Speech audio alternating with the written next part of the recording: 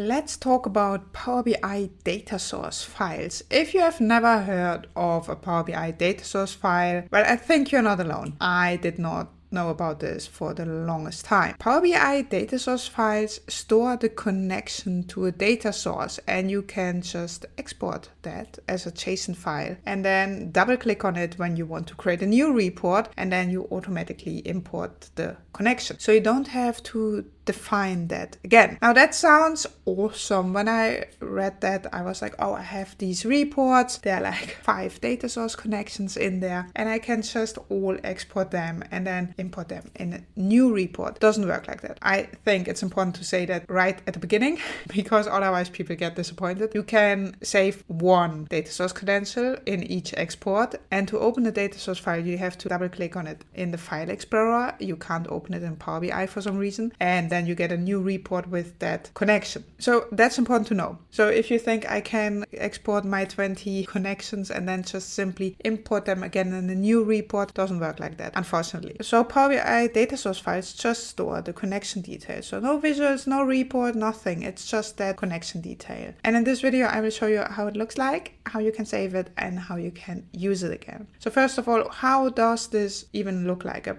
Power BI data source file? Well, it's basically a JSON file. I have an example here where you see one of my data source files referring to a SharePoint list, and you see what it basically does. It gives you some information about the location, in this case the SharePoint list, and it also normally would tell URL, and if you use additional authentication, it would also be in that file. So it's really a simple file. How do we get it? If you are in Power BI desktop and you click on save, you will not see an option to save as a Power BI data source file. You will need to go to home, transform data, and then data source settings, where you see all your data source settings. And then you click on the data source that you want to export. And once you click on it, you also see this button, export PBIDS, at the bottom. And this will save that connection as a Power BI data source. And well, to use it, just double click on it. When you open it with Power BI, it will open a completely empty report page and that connection. So you don't have to manually fill in anything about that connection. But I think it's really important to know that even if you can make changes to the file that you download, you can only import and export one single data source. You can try more by altering the file. It will give you an error. I'm still not entirely sure how useful this is, also because it saves like all this information about the data source connection, and I can totally see how people just save that on shared folders, and I just simply don't know if that's such a smart idea. For personal use, if you have a data source that you use all the time and you don't want to configure it all the time, I can totally get that this could be a nice starting point. So why did I create this video if I'm not super enthusiastic about it? I read about it and I did not know about this for many years, that this option existed. And I thought, well, if anyone ever wonders, what is this? What can I do with this?